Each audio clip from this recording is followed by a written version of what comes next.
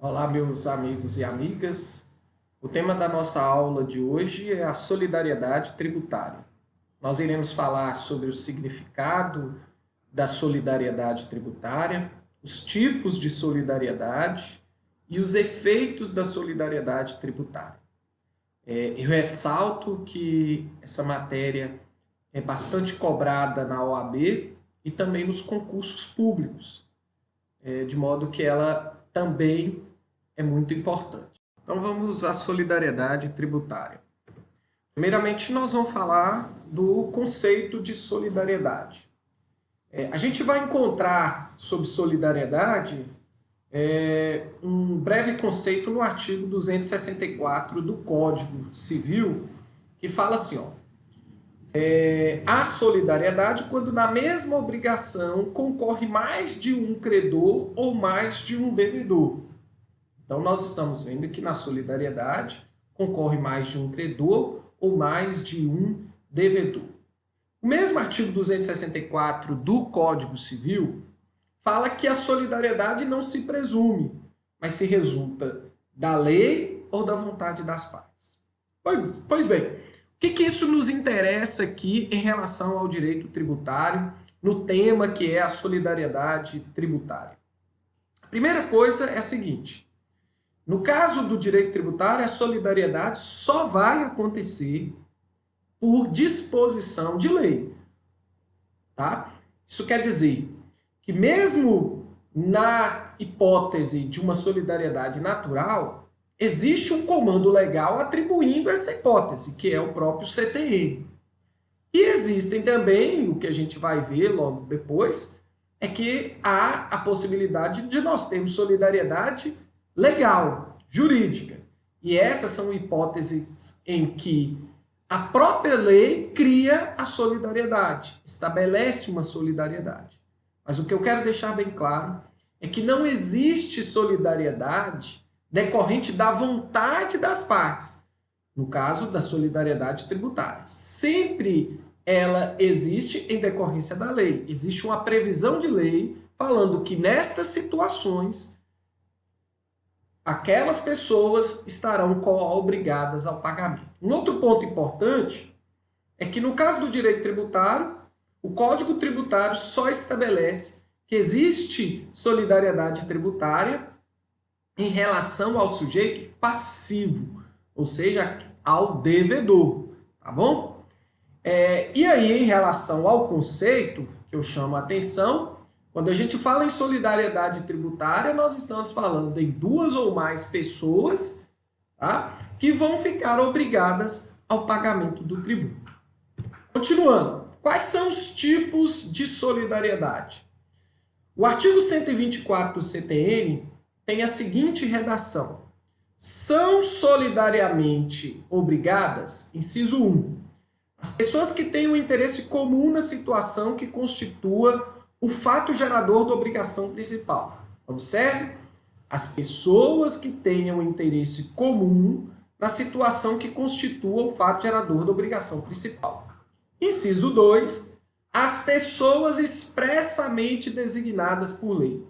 Observe que eu falei agora há pouco, ambas as hipóteses decorrem da lei, tá? Ou seja, no caso do inciso 1, nós denominamos solidariedade natural. Isso por quê?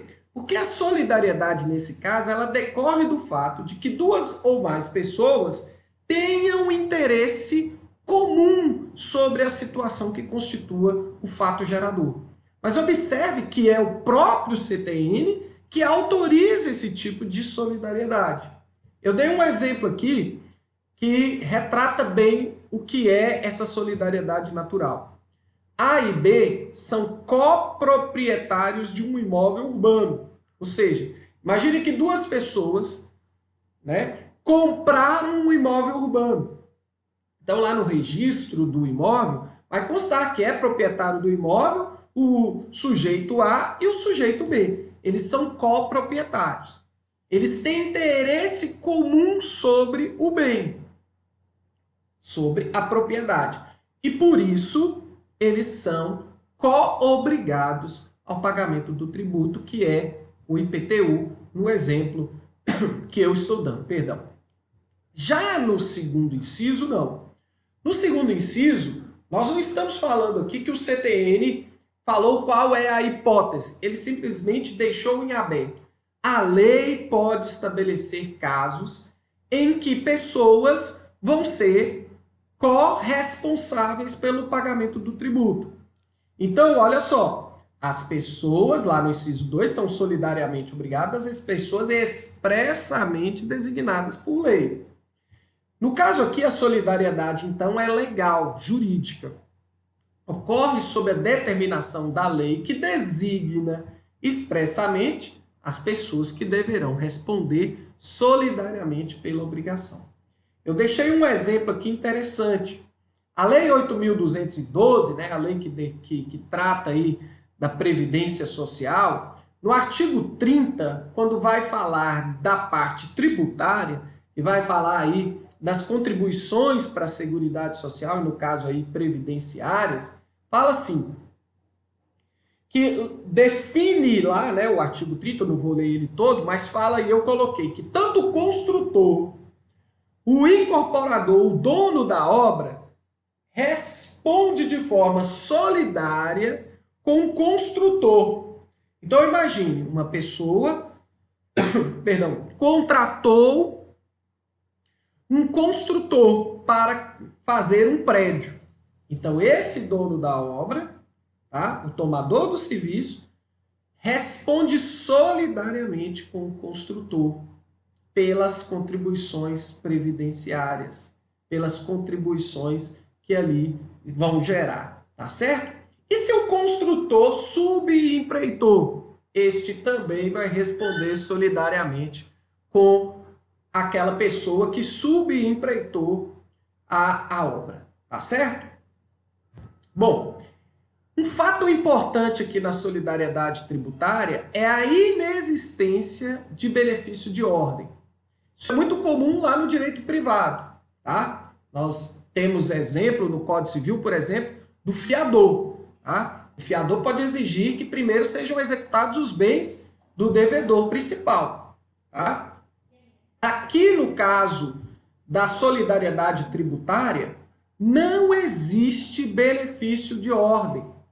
Significa dizer o seguinte, que a fazenda pública, ela pode executar qualquer uma das pessoas. Imagine aí um exemplo. A, B e C são devedores solidários de um determinado tributo. Eu coloco aqui no exemplo o IPTU.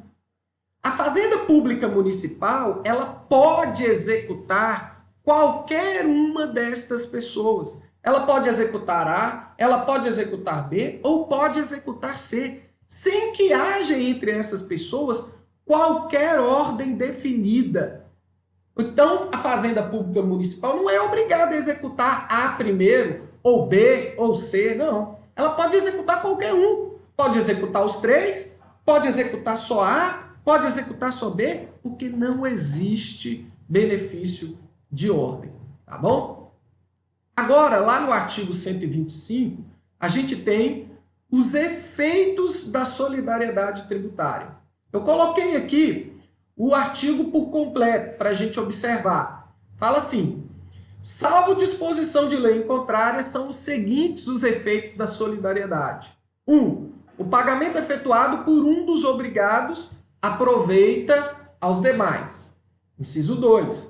A isenção ou remissão de crédito exonera todos os obrigados, salvo se outorgada pessoalmente a um deles, subsistindo nesse caso a solidariedade quanto aos demais pelo salvo. E o terceiro efeito está lá no inciso 3. A interrupção da prescrição em favor ou contra um dos obrigados favorece ou prejudica aos demais. Então vamos ao primeiro exemplo. A primeira hipótese, ao primeiro efeito da solidariedade tributária está previsto no artigo 125, inciso 1. O pagamento efetuado por um dos obrigados aproveita aos demais. Eu coloquei um exemplo aqui para facilitar o que é isso que o Código Tributário nos fala. Coloquei aqui que A, imagine aí, dentro daqueles exemplos que a gente tinha falado aí do IPTU, por exemplo, A, B e C são coproprietários de um imóvel urbano, teriam que pagar IPTU, tá? Eles são coproprietários e também são corresponsáveis pelo pagamento do IPTU, tá? Vamos dizer que A chega e paga 70%. Está sendo cobrado na sua totalidade, que é 100. Mas A foi lá e pagou 70%. Tá? Observe o seguinte. Se A paga 70%, todos estão responsáveis ainda pelo pagamento de 30%. Inclusive A. Da mesma forma, se A chega lá e paga 100%, imagine que A chega e paga o valor do tributo integralmente, paga o IPTU inteiro. Nesse caso, tá? Nesse caso, se A pagou a integralidade do tributo, todos estão desobrigados, porque houve o pagamento. E o pagamento para o direito tributário é o pagamento integral. Então, se ele pagou a totalidade do tributo, ótimo, todos estão desobrigados. Se ele pagou 20%, que é o exemplo que eu dou, os outros 80% do tributo devem ser cobrados de todos, inclusive de A. Tá? Então, isso é importante. O que eu quero dizer é o seguinte, o pagamento efetuado por um dos obrigados aproveita os demais. Se um deles pagou uma parte, todos estão sendo beneficiados por esse pagamento. Ah, mas A pagou muito mais, ele pagou 100%, ele pagou a totalidade do IPTU, sendo que ele era dono apenas de 70%. Aí ele terá o direito de regresso, caso ele tenha pago um valor maior do tributo ao correspondente do seu percentual de responsabilidade no pagamento do tributo. Tá bom? O segundo efeito, que está previsto no artigo 125, inciso 2, é que a isenção ou remissão de crédito exonera todos os obrigados. Então, a primeira parte do artigo, do inciso, fala assim, isenção ou remissão. Tá? A isenção é quando a lei deixa de cobrar um tributo sobre uma determinada pessoa ou sobre um determinado fato. Tá? É a não incidência do tributo em determinadas situações previstas em lei. Já a remissão é o perdão. Tá? Então, a gente vai estar trabalhando com a não incidência e o perdão. Tá bom? No caso aqui, se a isenção ou a remissão foi feita de maneira objetiva, tá? De maneira objetiva, todos estão desobrigados. Agora, se a isenção ou a remissão foi feita de maneira subjetiva, isso quer dizer, os sujeitos têm que comprovar determinada situação subjetiva. Então, neste caso, a isenção ou a remissão só vai atender aquela pessoa que atende às qualificações subjetivas. Vamos exemplificar para ficar mais fácil. Olha só, imagine uma isenção em que vira e fala assim, ó, a isenção é para portador de doença grave. Então, o município X fala assim, eu vou isentar do pagamento do IPTU todas as pessoas que tenham doença grave. Só que ela vira e fala assim, para conseguir essa isenção, a pessoa precisa comprovar que ela tem uma doença grave. É o mínimo. Então, vamos supor que A tem uma doença grave. E ele comprova o que é pedido na lei. Nesse caso, então, A, por ser uma isenção, poderia ser uma remissão também, A fica desobrigado ao pagamento do IPTU. Então, nós vamos tirar aí A e, consequentemente, os 70%. Ficaram faltando 30%. Esses 30% é o saldo remanescente, onde B e C terão que pagar de maneira solidária, tá bom? Agora pode ser o contrário. Pode ser uma isenção, uma remissão objetiva. Se for objetiva, imagine todos os imóveis situados em um determinado local. Ou seja, todo mundo que está naquele local, naquela região, está isento ou teve o perdão. Então, não precisa nem provar. Não é subjetivo. Todos os imóveis estão nessa condição. Tá? E aí atende a todos. Perdão. E todos, então, estarão isentos ou perdoados do pagamento do crédito tributário. O último efeito da solidariedade tributária é previsto no inciso 3º, está lá falando o seguinte, que a interrupção da prescrição em favor ou contra um dos obrigados favorece ou prejudica aos demais. O artigo 174 do CTN é que trata das hipóteses de interrupção da prescrição. Na verdade, o artigo 174 fala, né, o que é a prescrição, né, tributária, e depois fala quais são as causas de interrupção. Então, o artigo 174 fala: a ação para a cobrança do crédito tributário prescreve em 5 anos, contados da data de sua constituição definitiva.